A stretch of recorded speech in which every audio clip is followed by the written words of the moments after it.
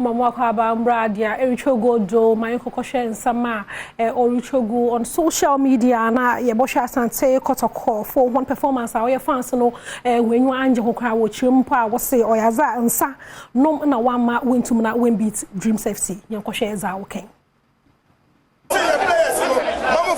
Coach, the players, senior players, and son and Masson, and Richard Mutimbo ball, and Sunny Masson, and Richard Mutimbo ball, and then you see the players, then you see the players, then you see the players, and then Morrison. Watch number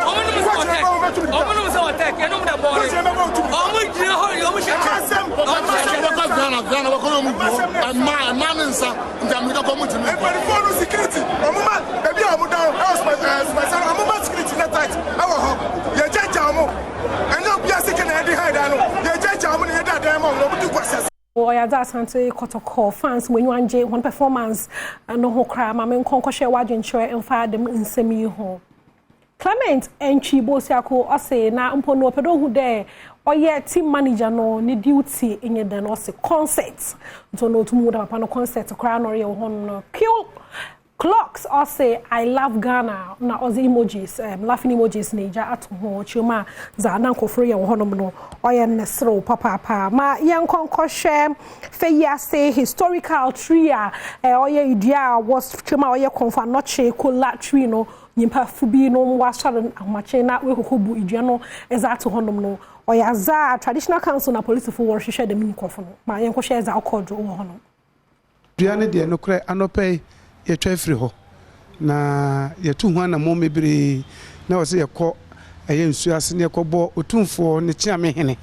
amane no ma ye wura nso asote nti yakɔse no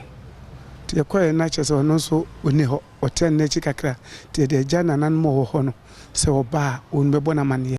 you know, or traditional council no police for Yaza wasn't wanting to from Gorisha, the minion perfumer, Major Wagen chair, and fired them in semi home. Nana Yao, or say the tree should have been protected. Simpono, say Idiano said, not no, for Suze, the man, another special and unique, and cause a day washing not what Idiano Hobo, Giano Hoban, Joshua Avenue, or say, Confanoche, Nara, Nawasan, Chiwaba, Nawaba Fat Nidia, or Zakon, to know, Mama in Warrior crying to know, Joshua Avenue, no, the best. Sameko Adom Kwame or say this means the powers of the community has declined by half. Something must be done now. Also Najinchra or the Benyan. Ma yankonko share all your students a Basebia wo Kumasi Technical University mpono one first year no or yaza we mode cohorts. Nipa bebre react ma yankuzin kan yanko share picture no.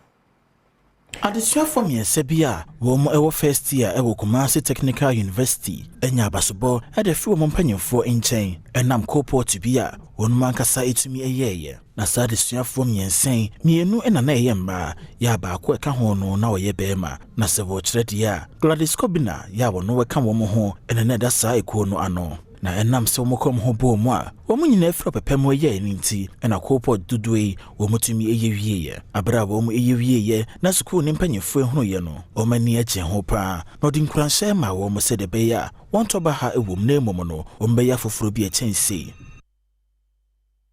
no oyaza nyipa bebre wache hona adwena fa cohort ya or first year students of Kumasi Technical University for waye homa menkoje wadwunhwe mfa dem nsemi ho Simon apedido say aba cohort ni what which kind of cohort is this on social cohort no cohort ni ye na abaze normal cohort no or extraordinary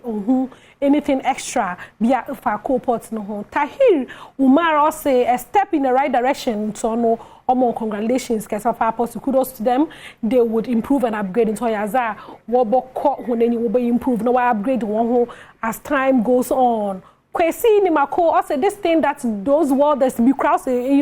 corporate no Yaza worlders be crowd woni fie na chi hono wotu wo na simple crowd hono nso no ohun de why azibia but anyways well done mum kwesi so na za ozeba nyim ba bit ma ikoduno ma yenkoje video of the day.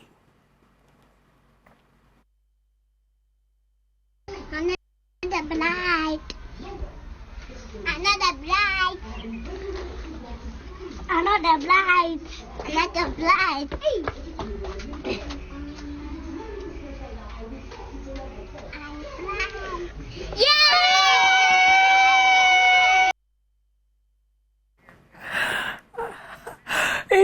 on that note, no, Masu and Yami in a representative. If you are quite a